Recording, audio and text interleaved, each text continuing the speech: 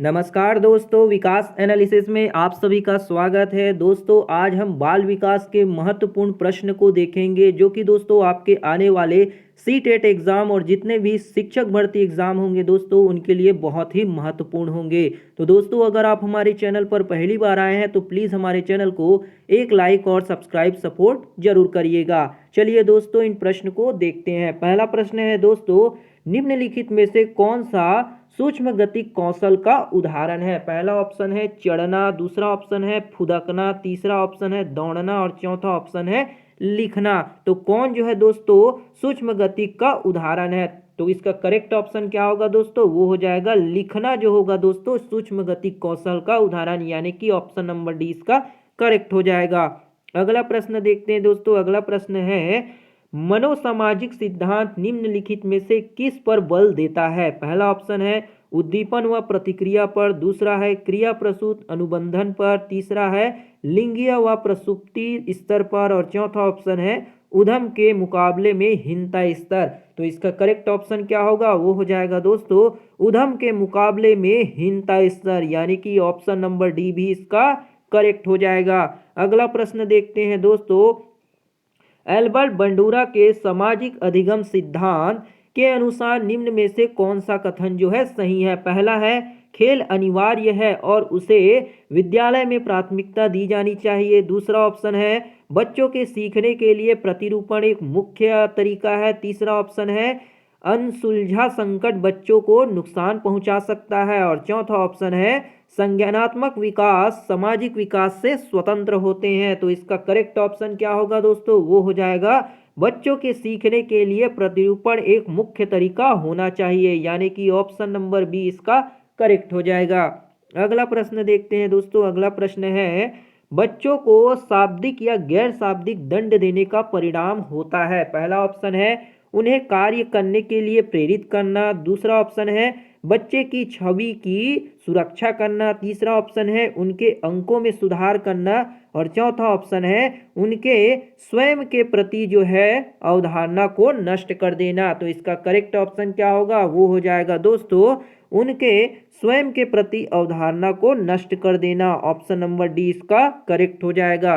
अगला प्रश्न देखते हैं दोस्तों। अगला प्रश्न है, निम्नलिखित में से कौन सा बच्चों के समाजीकरण के प्रगतिशील मॉडल के संदर्भ में सही नहीं है? जो स्टेटमेंट फॉल्स है दोस्तों उसको बताना है। पहला ऑप्शन है समूह कार्य में सक्रिय सहभागिता तथा सामाजिक कौशलों को सिखाना, दूसरा ऑप्शन है बच्चे विद्यालय में बताई गई बातों को स्वीकार करते हैं चाहे उनकी सामाजिक पृष्ठभूमि कुछ भी हो, तीसरा ऑप्शन है कक्षा में प्रजातंत्र के लिए स्थान होना चाहिए, चौथा ऑप्शन है समाजीकरण सामाजिक नियमों का अधिग्रहण है। तो इसका करेक्ट ऑप्शन क्या होगा दोस्तों? वो हो जाएगा आपका बच्चों विद्यालय में सिखाई गई बातों को स्वीकार करते हैं चाहे उनकी सामाजिक पृष्ठभूमि कुछ भी हो। तो ऑप्शन नंबर 20 का करेक्ट हो जाएगा।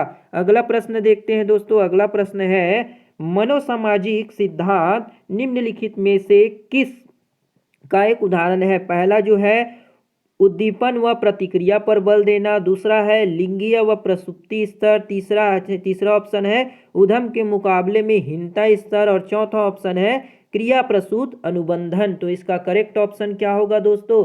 वो हो जाएगा आपका उद्यम के मुकाबले में हीनता स्तर, यानी कि ऑप्शन नंबर सी इसका करेक्ट हो जाएगा। अगला प्रश्न देखते हैं दोस्तों।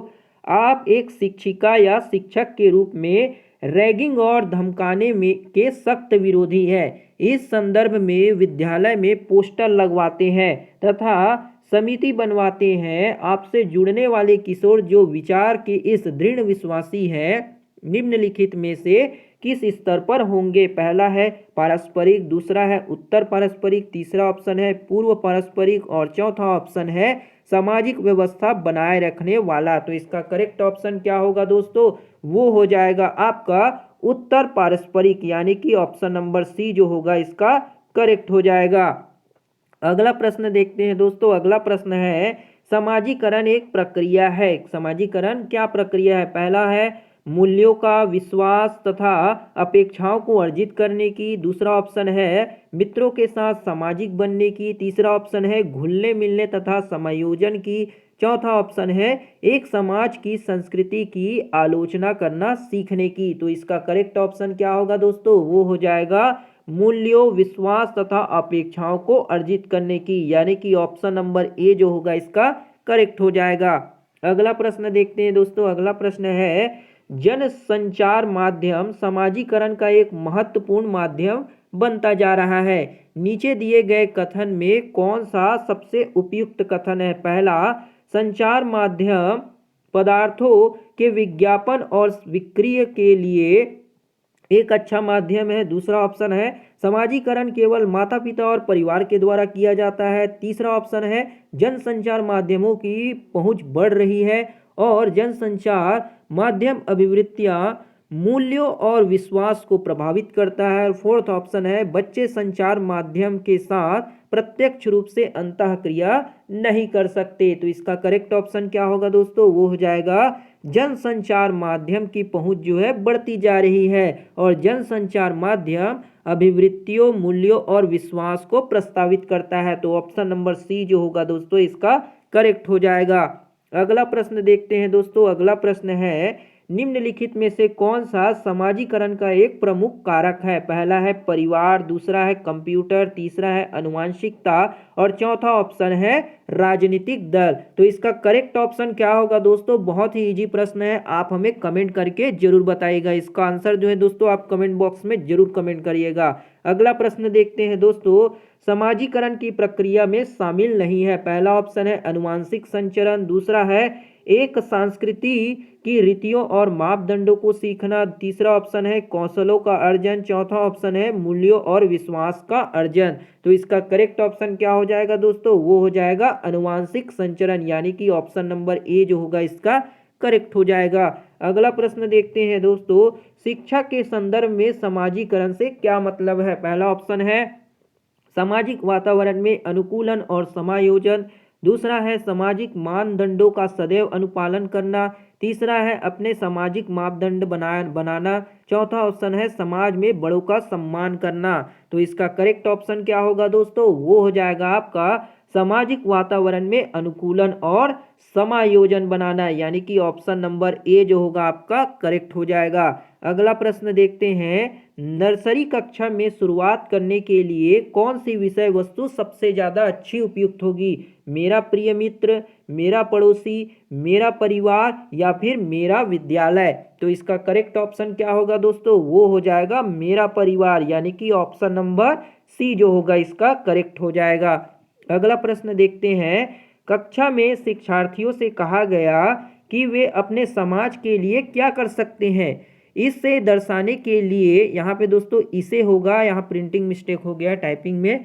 इसे दर्शाने के लिए एक नोटबुक में अपने कार्य की विविध शिल्प कृतियों को संयोजित करें। यह किस प्रकार की गतिविधि है। पहला ऑप्शन है पोर्टफोलियो का, दूसरा ऑप्शन है घटनावृत्त अभिलेख, तीसरा ऑप्शन है निबंधात्मक आकलन और चौथा ऑप्शन है समस्या का आकलन करना। तो इसका करेक्ट ऑप्शन क्या होगा दोस्तों, वो हो जाएगा आपका पोर्टफोलियो का आकलन करना। तो ऑप्शन नंबर ए जो होगा दोस्तों इसका करेक्ट हो जाएगा। अगला प्रश्न देखते हैं दोस्तों। एक शिक्षक विद्यार्थियों में सामाजिक मूल्यों को विकसित कर सकता है। पहला ऑप्शन है अनुशासन की अनुभूति को विकसित करके, दूसरा ऑप्शन है आदर्श रूप में बर्ताव करके, तीसरा ऑप्शन है महान व्यक्तियों के बारे में बोलकर और चौथा ऑप्शन है उन्हें अच्छी कहानियां सुनाकर। तो इसका करेक्ट ऑप्शन क्या होगा, वो हो जाएगा आपका आदर्श रूप से बर्ताव करके। दोस्तों एक शिक्षक जो है विद्यार्थियों में सामाजिक मूल्यों को बहुत अच्छे तरीके से विकसित कर सकता है। तो ऑप्शन नंबर बी जो होगा इसका करेक्ट हो जाएगा। अगला प्रश्न देखते हैं।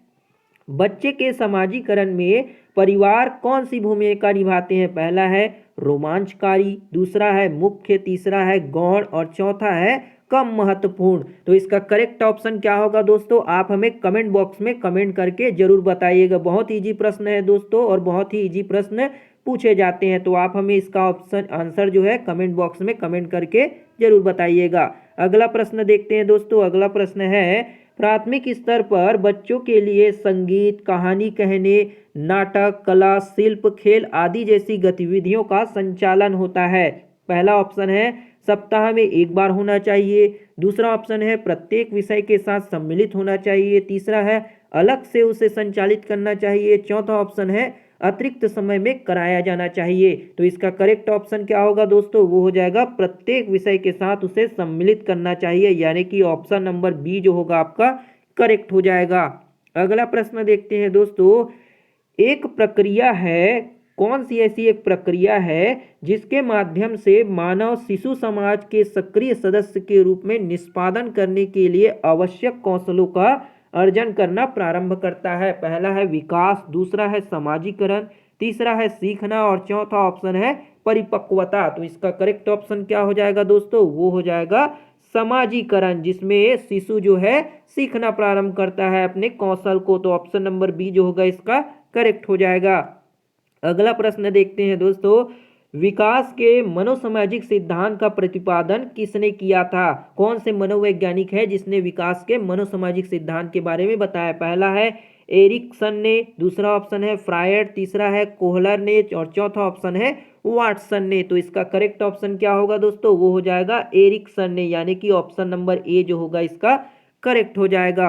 अगला प्रश्न देखते हैं दोस्तों, बच्चों के सामाजिक विकास को प्रभावित करने वाला कारक है। पहला है आर्थिक तत्व, दूसरा है शारीरिक तत्व, तीसरा है सामाजिक परिवेश जन्य तत्व और चौथा ऑप्शन है वंशानुगत तत्व। तो इसका करेक्ट ऑप्शन क्या होगा दोस्तों, वो हो जाएगा आपका, कौन हो जाएगा, सामाजिक परिवेश जन्य जो होगा, ये जो होते हैं बच्चों के सामाजिक विकास को प्रभावित करने वाला एक कारक होता है। तो ऑप्शन नंबर जो होगा बी जो होगा दोस्तों इसका करेक्ट हो जाएगा। ये थी दोस्तों आपकी बहुत ही महत्वपूर्ण बाल विकास के प्रश्न, जो कि दोस्तों आपके टीचर भर्ती और सीटेट एग्जाम के लिए बहुत ही महत्वपूर्ण होंगे। उम्मीद है दोस्तों आपको ये वीडियो पसंद आया होगा। अगर वीडियो बढ़िया लगा हो दोस्तों तो एक लाइक और सब्सक्राइब जरूर करिएगा। दोस्तों आप लोग लाइक नहीं करते, लाइक जरूर करिएगा, इससे हमें मोटिवेशन मिलता है और आपको पढ़ाने में भी मजा आता है। तो दोस्तों प्लीज़ लाइक जरूर कीजिएगा और सपोर्ट जरूर करिएगा। मिलते हैं अगली वीडियो में,